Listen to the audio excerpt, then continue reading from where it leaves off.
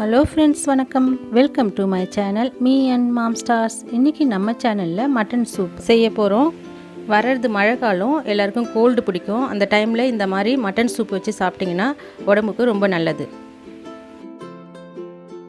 Mutton soup பண்ணுறதுக்கு 1 teaspoon சீரகம், 1 teaspoon pepper, 1 teaspoon தனியா, இது மூணுத்தையும் வறுக்காமல் டைரெக்டாக பவுட்ரு பண்ண போகிறேன்.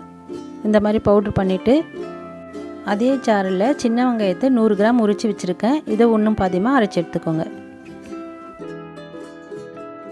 இந்த சூப் பண்ணுறதுக்கு மட்டன் 300 கிராம் எடுத்துருக்கேன். கொஞ்சம் போன் இருக்கிறதா வாங்கிக்கோங்க. ஒரு குக்கரில் 1 டேபிள் ஸ்பூன் ஆயில் போட்டிருக்கேன். இது கூட 1/2 டீஸ்பூன் பெருஞ்சீரகம், 2 கிராம்பு, கொஞ்சமாக பட்டை, இதை போட்டு கொஞ்சம் வாசனை வரட்டும். வாஷ் பண்ணி வச்சுருக்கிற மட்டனை போட்டு ஒரு 2 மினிட்ஸ் ஃப்ரை ஆகட்டும். இது கூட ஒன்றும் பாதியமாக அரைச்சி வச்சுருக்கிற ஆனியனும் போடுங்க. அதுக்கப்புறம் ஒரு தக்காளி பொடியாக கட் பண்ணி வச்சுருக்கேன், அதையும் போட போகிறேன்.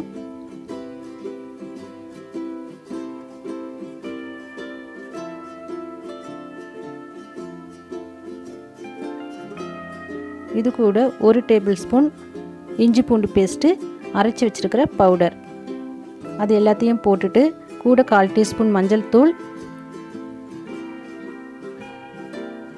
கொஞ்சமாக கொத்தமல்லி இலை, தேவைக்கேற்ப கல்லுப்பு, இது எல்லாமே ஒன்று சேர்கிற மாதிரி கொஞ்சம் நேரம் வதக்கிக்கோங்க. அதுக்கப்புறம் 4 டம்ளர் தண்ணி ஊற்றி ஒரு 8 விசில் விட போகிறேன். 300 கிராம் மட்டனுக்கு 4 டம்ளர் தண்ணி ஊற்றிருக்கேன். இது ஒரு டம்ளர் குறைஞ்சிட்டு 3 டம்ளராக இருக்கும். இது 3 பேர் இந்த சூப்பை குடிக்கலாம்.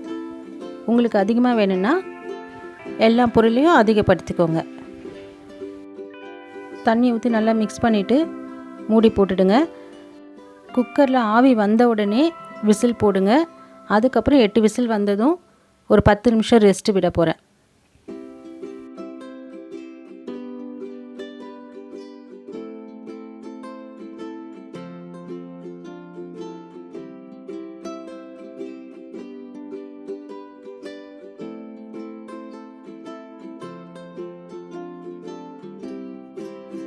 எட்டு விசில் வந்து 10 நிமிஷம் ரெஸ்ட் விட்டாச்சு. இப்போ ஓப்பன் பண்ணி பார்க்கலாம். இப்போ மட்டன் நல்லா வெந்து தண்ணி ஒரு டம்ளர் குறைஞ்சிருக்கு. சூப் ரெடியாக இருக்குது. இந்த ஸ்டேஜில் திருப்பி கேஸில் வச்சுட்டு 1/4 டம்ளர் தண்ணியில் கார்ன்ஃப்ளவர் 1 டீஸ்பூன் கலக்கிட்டு இதில் ஊற்றி விட்டுருங்க. ஊற்றி விட்டுட்டு 1 மினிட் கொச்ச உடனே இறக்கி கொத்தமல்லி தழையை போட்டு சூடாக சர்வ் பண்ண வேண்டியது தான்.